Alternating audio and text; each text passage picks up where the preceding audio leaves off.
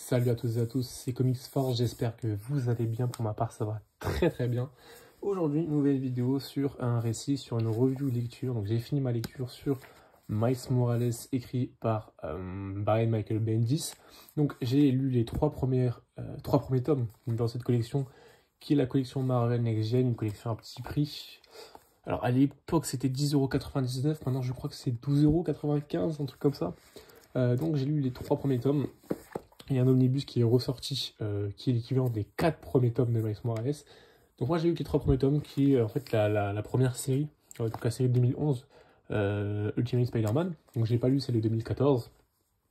À savoir que Panini fait en ce moment, c'est Big News, et enfin peut-être avant, je sais pas quand je sortirai cette vidéo, mais ils ont fait leur Big News, la deuxième volume, et du coup ils ont annoncé qu'ils vont continuer les Miles Morales dans ce format-là. Donc ça c'est une super nouvelle, moi j'adore ce format.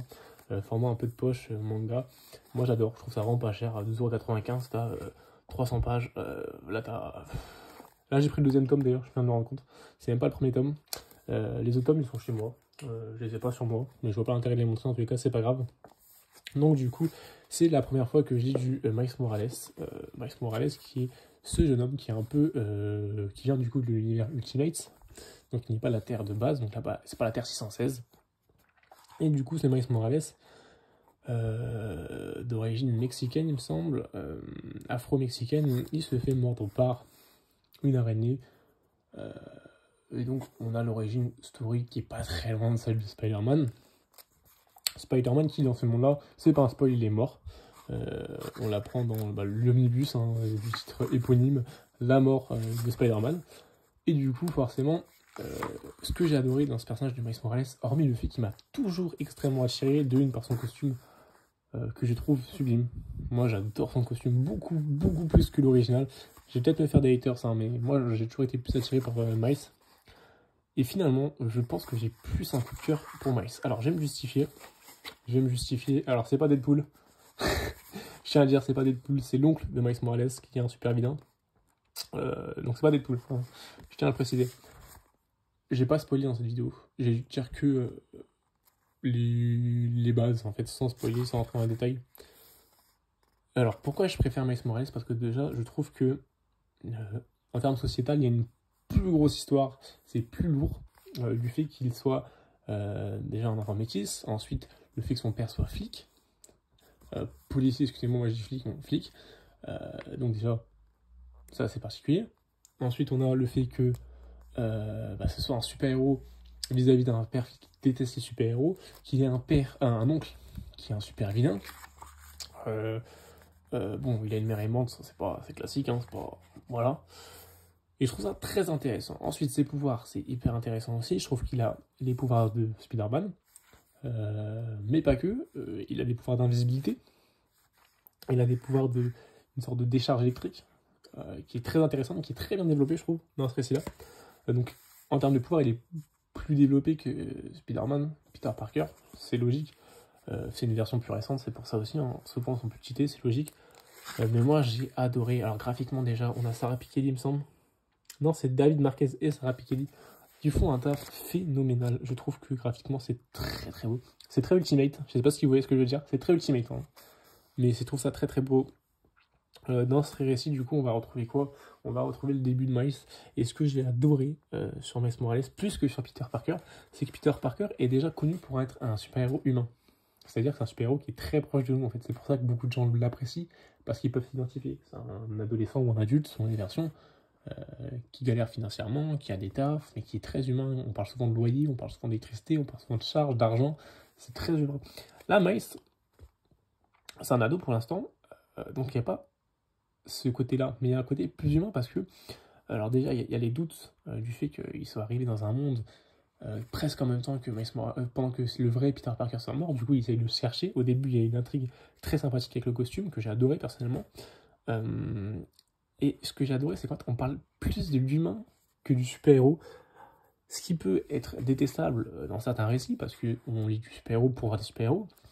Mais non, en fait, finalement, c'est même encore mieux. Je trouve que c'est tellement bien développé que moi, je trouve ça mieux. C'est-à-dire que on s'occupe plus de la vie de Miles Morales que de la vie de Spider-Man. En fait, on voit un peu comment il gravit des échelons, que ce soit dans les Ultimates, qui sont les Avengers en fait, de leur terre, que ce soit dans les Ultimates ou au sein de la population, comment il s'est de plus en plus aimé. Mais ce qui est le plus intéressant, je trouve, c'est vraiment, graphiquement, je trouve ça vraiment très bon, hein, désolé, c'est vraiment qu'on s'intéresse beaucoup aux doutes qu'il peut avoir. Alors il y a souvent ce truc de doute avec Peter Parker, avec la phrase très connue, des grands pouvoirs impliquent de grandes responsabilités. Mais Miles Morales, c'est différent. On a des ellipses où pendant des années, il n'est pas du tout Spider-Man.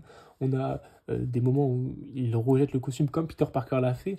Là, il le fait pour des raisons différentes, parce que là, il a des thématiques assez similaires à Peter Parker, finalement, comme la mort sur sa conscience de certaines personnes, comme Peter Parker l'a eu pour Gwen Stacy, pour le père de Gwen Stacy. Là, c'est pour des personnes beaucoup plus différentes, enfin vraiment différentes pour le coup. Mais tout aussi intéressant de voir plus, moi je trouve. Pas l'impact des morts, mais surtout, et comment raconter la mort, là, ça sera jamais équivalent à Peter Parker, mais Miles Morales, c'est plus personnel, on va dire. Et c'est très intéressant, je trouve, c'est très bien développé. On a une vraie recherche de l'adolescence. Je pense que, honnêtement, si vous êtes adolescent ou très jeune adulte, vous lisez ce récit-là, c'est pour vous. C'est pour vous. Moi, personnellement, je suis en sortie d'études il y a 2 ans. Ou 3, je sais plus. Donc c'est très récent. Et du coup, ce qui est intéressant, moi je trouve, c'est que je m'identifie parfaitement à certains aspects qu'il a. Il y a certaines réflexions très humaines qu'il a en fait par rapport à évidemment la vie amoureuse ou d'autres choses. Hein, mais il y a son meilleur pote aussi qui est très intéressant. C'est très Peter Parker, je trouve. Très Peter Parker MCU. Avec son ami, pour moi, c'est le meilleur ami de Tom Holland dans la MCU. J'ai oublié son nom. C'est exactement la même chose. C'est le même. Ce qui est c'est pas mal, honnêtement, c'est pas mal. Je sais pas si c'est inspiré de ça, le MCU pour faire, mais vraiment, c'est vraiment copier-coller, c'est lui. Alors, la tête, on n'est pas hyper loin en plus, honnêtement. Mais franchement, c'est le même caractère, c'est tout pareil, les mêmes passions, les mêmes. C'est vraiment le nerd, hein, le nerd, l'ami, le meilleur ami nerd. Mais c'est très bon, il fait très très bien le taf. Je trouve qu'il y a très peu de personnes qui sont agaçants. On a un bon duo avec Captain America, excellent, je trouve. Une sorte de Captain America tourmenté par rapport à ce qui s'est passé à Peter Parker. Il va dire des choses, faire des trucs par rapport à Miles Morales qui sont très intéressantes, je trouve. Il y a une bonne relation entre les deux. Il y a aussi une très bonne relation avec. Alors, c'est Spider-Woman, il me semble. Non, c'est bon, je sais plus, parce qu'en fait, ça, c'est vraiment Ultimate. J'ai pas trop lu Ultimate, moi. C'est Spider-Woman. Je ne révélerai pas son identité, il y a un twist par rapport à son identité, on ne l'apprend pas tout de suite, on l'apprend que au 3e tome, il me semble, à la fin du 3e tome, pour vous dire. Donc c'est hyper intéressant. Il faut savoir aussi que tous ces récits-là, ils se passent durant un event Ultimate. Je crois que c'est l'Ultimatum, c'est ça. Ça se passe durant cet event aussi. Il y a aussi une bonne relation avec justement les anciens proches de Peter Parker, donc Tante May, Gwen Stacy. C'est vraiment intéressant, c'est vraiment très très intéressant. Moi je trouve les développements des personnages sont super cool. À savoir que moi j'ai jamais lu en fait du Ultimate. J'ai pas lu Spider-Man, j'ai pas lu X-Men. X-Men ça m'attire pas, Spider-Man ça pourrait m'attirer, mais c'est un trop gros budget honnêtement. Donc finalement quand on regarde, c'est mes premiers pas dans l'univers Ultimate. Et j'ai surkiffé. J'ai surkiffé, et je dis pas que j'ai surkiffé tout Ultimate, parce que ça m'étonnerait aussi. Je trouve que c'est très différent Ultimate du comics de base. C'est très porte d'entrée, c'est différent on va dire honnêtement. Mais en tout cas, pour ce qui est de Miles, on a Venom. On a Venom, qui est très intéressant aussi. Qui est pas très loin du vrai Venom, mais qui est un peu différent. Donc, comme je disais, c'est très différent, je trouve, l'univers Ultimate. Je trouve que pour Miles, ça colle très bien, donc ça m'a vraiment donné envie de lire du Miles Morales. Honnêtement, là, les deux next-gen, celui qui est sorti et celui qui va sortir, je vais me les lire. Enfin, je vais me faire tous les Miles. J'ai adoré, honnêtement. C'est super sympathique. Mais l'univers Ultimate en général, je pense pas que je vais me plonger dedans.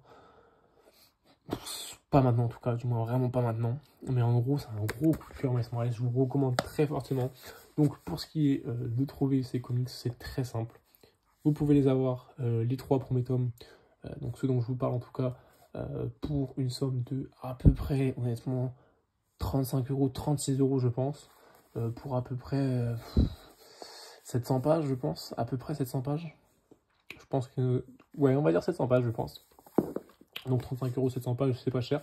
C'est un format qui est plus petit qu'un comics de base. Hop, petite preview. Alors je sais pas si cette vidéo va sortir avant ou après. Donc un comics de base. Donc là c'est un comics Spawn, Delcourt, classique. Donc, c'est vraiment plus petit, que ce soit en hauteur ou en largeur. Mais c'est très lisible. C'est à peu près l'équivalent des Urban Nomades, si vous connaissez. Mais c'est très lisible, comme vous voyez, vous pouvez lire.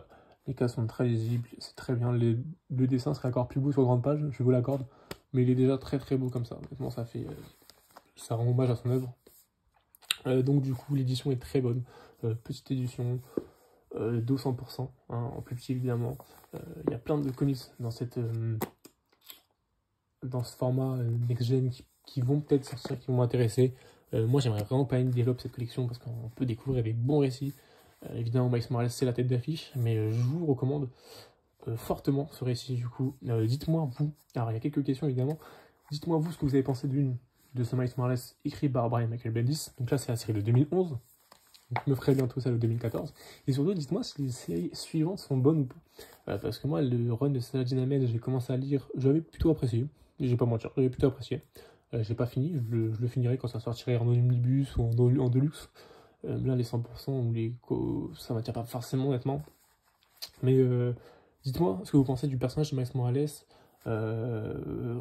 comparé à Peter Parker, même s'il est assez différent honnêtement. En globalité, il est différent, mais pas tant que ça. Il reste différent, mais il y a quand même beaucoup de similitudes avec le Peter Parker qu'on connaît très bien. Après, évidemment, il a moins d'existence, il est très récent. Il a 10-15 ans, il doit avoir 15 ans. Donc forcément, c'est différent, on peut pas comparer. Mais dites-moi si les prochains récits hors Brian Michael Bendis sont bons, et surtout si le récit de 2014 est bon. Parce que j'ai l'impression que celui-là, il y a une grosse hype sur celui de 2011, mais sur celui de 2014, il baisse beaucoup. Après, moi, forcément, il y a les récits en Spider-Man, donc le crossover entre Peter Parker qu'on connaît nous, et Miles Morales qui va m'attirer extrêmement. À savoir que Miles Morales, là, il n'est pas dans notre univers, mais après tout ce qui va se passer, après de nombreux événements, Miles Morales rejoint notre univers. C'est pour ça qu'on le voit souvent dans les comics. Miles Morales fait partie de notre univers intégralement, actuellement. C'est pour ça. Donc c'est pour ça que ça m'attire vraiment de lire la suite, de voir un peu la transition, comment ça se passe et tout. Je sais pas si c'est bien exploité. Donc n'hésitez pas à me dire dans les commentaires. En tout cas, si vous avez aimé cette vidéo, n'hésitez pas à la liker ou à vous abonner à la chaîne. Et on se retrouve pour une prochaine vidéo. Sur ce, je vous souhaite une très bonne journée ou une bonne soirée. Et surtout de très très bonnes lectures.